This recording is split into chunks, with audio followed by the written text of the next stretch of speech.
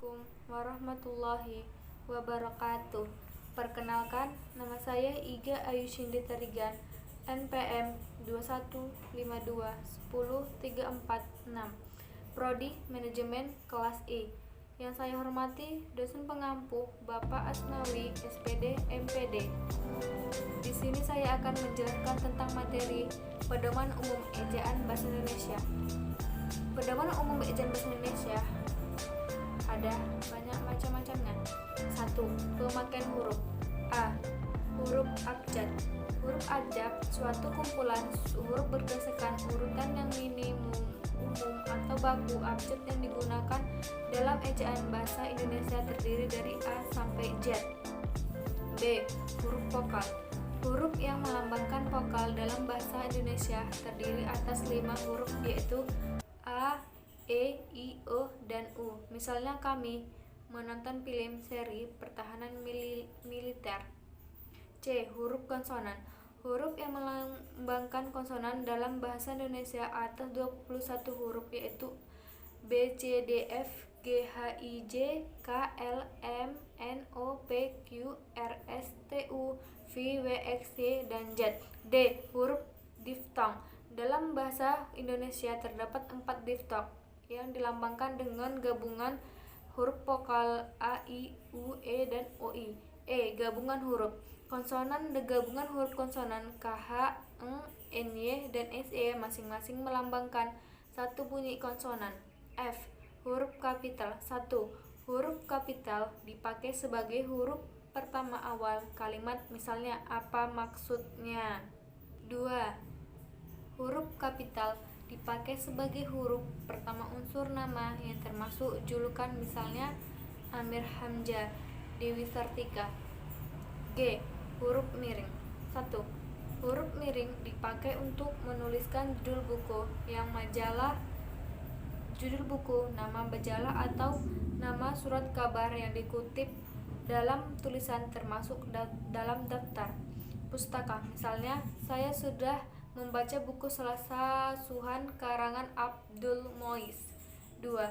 Huruf miring dipakai untuk menegaskan atau mengkhususkan huruf bagian kata-kata atau kelompok kata dalam kalimat. Misalnya, huruf terakhir kata abjad adalah D. H. Huruf tebal. 1.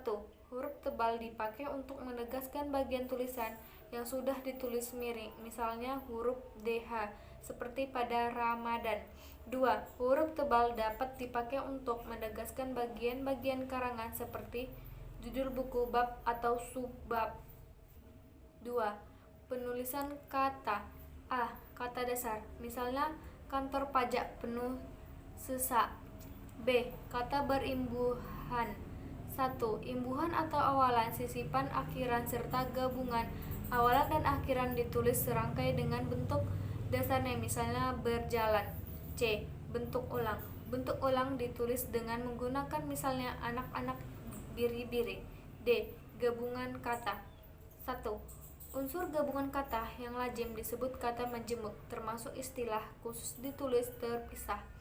Misalnya, duta besar model linear. E. Penanggalan kata. 1. Penanggalan kata pada kata dasar dilakukan sebagai berikut. Jika di tengah kata terdapat huruf vokal yang berurutan, pemegangan dilakukan di antara kedua huruf vokal itu, misalnya bu, ah. F. Kata depan. Kata depan seperti di, ke, dan dari. G. Partikel. Suatu partikel lahka dan tah. H. Singkatan dan akronim. 1.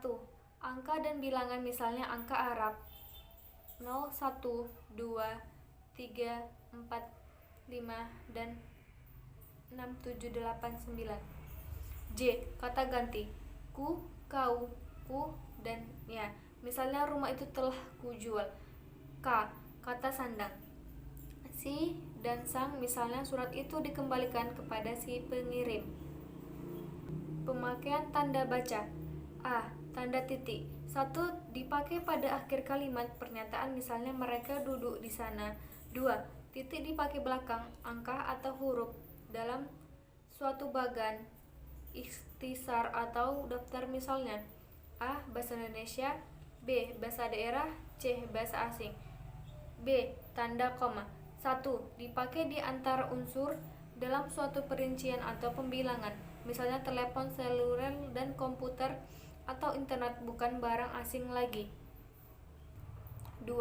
Dipakai sebelum kata penghubung, seperti tetapi, melainkan, dan sedangkan dalam kalimat majemuk, misalnya saya ingin membeli kamera, tetapi uang yang belum cukup. 3. Dipakai untuk memisahkan anak kalimat yang mendahului induk kalimatnya, misalnya kalau diundang saya akan datang. D. Tanda titik 2. 1.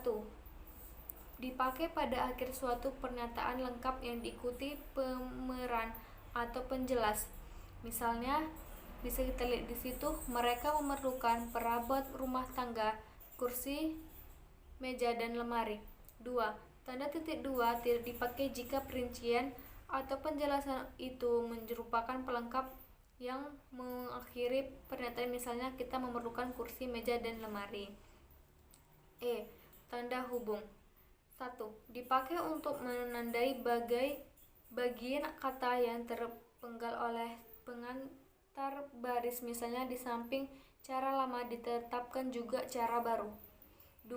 Dipakai untuk menyambung unsur kata ulang, misalnya anak-anak. F. Tanda visa. 1. Dapat dipakai untuk membatasi penyisipan kata atau kalimat yang memberi penjelas di luar bangun kalimat, misalnya kemerdekaan bangsa itu saya yakin akan tercapai diperjuangkan oleh bangsa itu sendiri. 2. Tanda pisah dipakai juga untuk menegaskan adanya keterangan oposisi atau keterangan yang lain, misalnya Soekarno-Hatta, proklamator kemerdekaan Republik Indonesia, diabadikan menjadi nama bandar udara internasional. 3. Dipakai di antara dua bilangan, tanggal atau tempat, yang berarti sampai dengan atau sampai ke, misalnya tahun 2010 sampai 2013, tanggal 15 sampai 10 April 2013, Jakarta, Bandung. G. Tanda tanya. Tanda tanya dipakai pada akhir kalimat, misalnya kapan Hari Pendidikan Nasional diperingati. H. Tanda seru. Tanda seru dipakai untuk mengakhiri ungkapan atau pernyataan dan berupa seruan, misalnya alangkah indahnya taman laut digunakan. I. Tanda elevasi. Misalnya penyebab kemerosotan akan diteliti lebih lanjut. Dalam Undang-Undang Dasar 1945 disebutkan bahwa bangsa Indonesia bahasa negara ialah. J. Tanda petik. Misalnya kemerdeka atau mati. K. Tanda petik tunggal. Misalnya dia kau dengar bunyi kering-kering tanda petik tunggal tadi. L. Tanda kurung. Misalnya dia memperpanjang surat izin mengemudi atau SIM. M. Tanda kurung siku. Misalnya sang purba men. N. Tanda garis miring. Misalnya nomor 7 garis miring PK garis miring 2 garis miring 2013. O. Tanda penyingkat atau apostrof.